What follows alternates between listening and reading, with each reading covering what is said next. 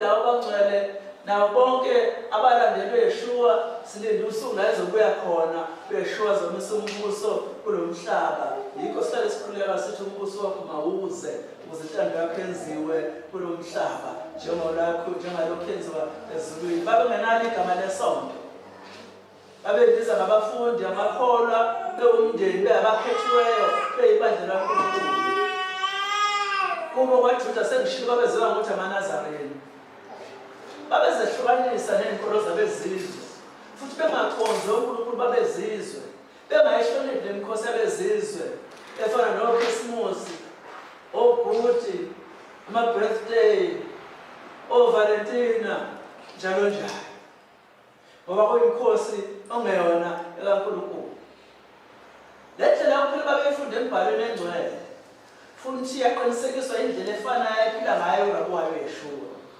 Futhi ngisho esezabashiya nalapho esesezulwini akazange abayale ukuthi baguquke ekuhlonipheni indlela yokuphila yakwaJuda ngokwemfundiso ikaJuda. Nabo futhi baqhubeka kanjalo. Nathi-ke simi kule ndlela sengizobheka. Iyo kanye le ndlela eyachazwa umphostoli Paul. Ukufunda incwadi yeZenzo 24 verse 14 uthi ngalesi sikhathi phambi kombusi uthethe icala lakhe. Uthi kepha ngiyakuvuma lokhu ukuthi ngokwendlela abayibiza ngokuthi iwukuduka, ikhonza kanjani uNkulunkulu wawokhokho. Uma umuntu ekhuluma ngoNkulunkulu wawokhokho ukhuluma ngo-Abrahama no-Isaka. Uthi ngikhonza kanjani uNkulunkulu wawokhokho mina Pawulu, futhi ngiyakholwa yikho konke okulotshwe kwiThora. Ngoba ikhuluma isiHebheru washo njalo ethi siThora asho ukuthi umthethweni. Wathi amaJuda ayazi ukuthi iThora yimfundiso kaNkulunkulu, imfundiso kaYahweh.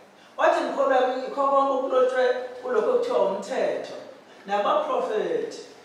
Kwakufanele phela asho njalo ngoba uRabi wakho uYeshua ufunda incwadi kaMathewu 5 uqala ku-17 uhambe njalo uzogcina ku-20. Kune-debate ekhona nge-first century. Ukhona abasebecabanga ukuthi lokho kuthiwa iminyaka eyishumi ingaphezulu kweminye imithetho kaSimakade. uYeshua ngifuna ukutshela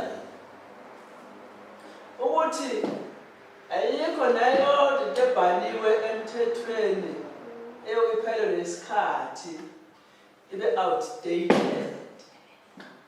Uthi ngisho lokuncane ongange enhlamvu